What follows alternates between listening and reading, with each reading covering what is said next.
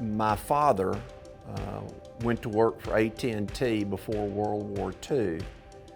And when I was born after World War II, but my dad was a manager at that time, but he always brought home cross arms because he had land and we raised livestock, and he would use 10-pin cross arms as fence posts. But he would cut the pins off with the glass, and he'd just throw those in a ditch or something to stop erosion. Well, I was a little boy, but if I saw an insulator that I liked the color or whatever, I could keep it. So I've been intrigued by insulators, I guess, since I can remember. But I was a lineman with the telephone company in '70. I started climbing. I went to work for the company sooner than that, but I started climbing in 1970, and I worked in open wire routes. So I really got into collecting insulators in about 50 plus years ago, but I've only been a part of the NIA for about 25 years. I don't have my dream piece, and I never will have my dream piece, but I collect EC&Ms and Californias and then whatever suits my fancy. But an upside down EC&M would be a dream piece, but way out of my limits. I've got probably 60 EC&Ms, and then I've got a really large California collection, and then I've got a whole lot of miscellaneous stuff. As I've gotten older, I've started trying to narrow some of that down.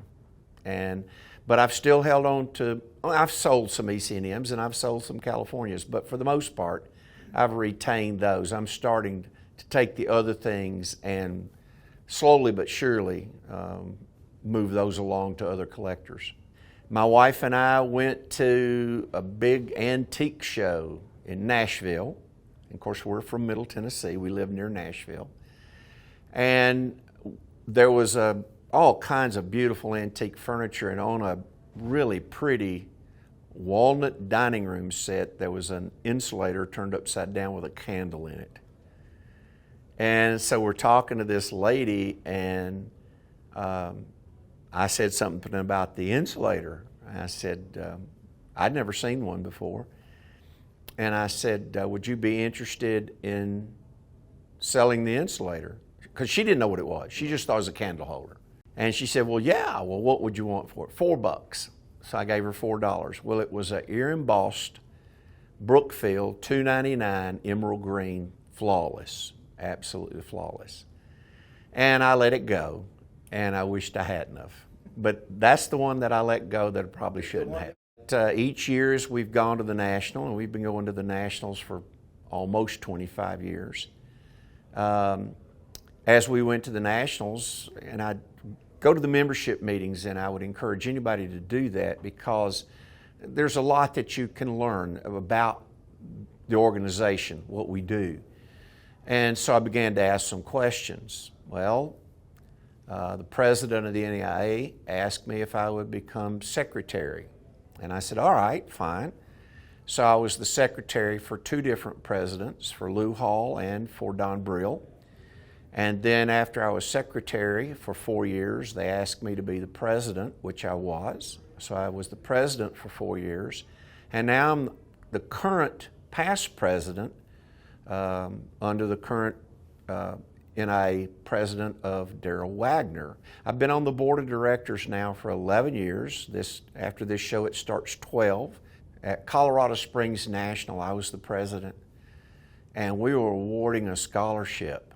I'll have to admit it was kind of emotional, to see these proud parents of a great young man who had grown up in the hobby, going to further his education, and the NIA was able to enhance that in some way. The good thing about our hobby is if you have a question, you can go and ask virtually anybody and they will try and help you.